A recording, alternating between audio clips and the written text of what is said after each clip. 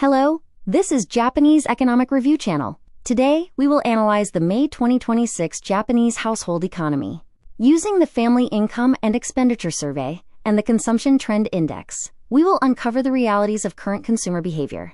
Let's dive into the macroeconomic pulse. Let's start with the headlines. Worker households saw a fifth consecutive month of real income growth, plus 0.7%. However, real expenditure for two or more person households declined by 0.4%. A sixth continuous month of decline despite nominal gains.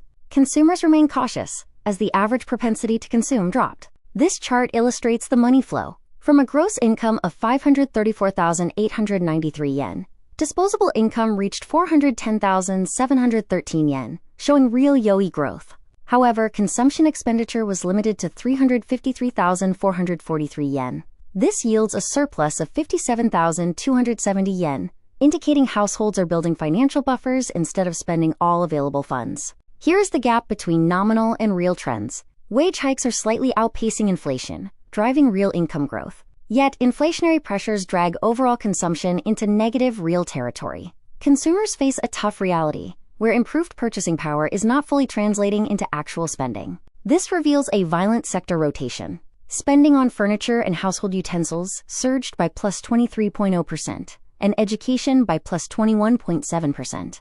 Conversely, transportation and communication plunged by minus 15.8% and utilities by minus 7.6%. The overall minus 0.4% decline hides massive shifts and a clear tactical reallocation of household budgets.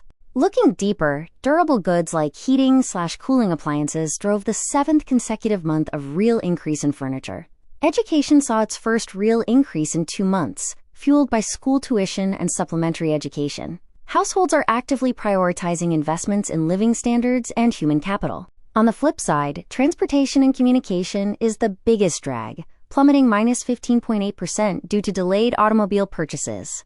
Additionally, utility costs saw a third consecutive month of real decrease. Households are aggressively cutting back on big-ticket mobility and conserving energy to offset the impacts of inflation.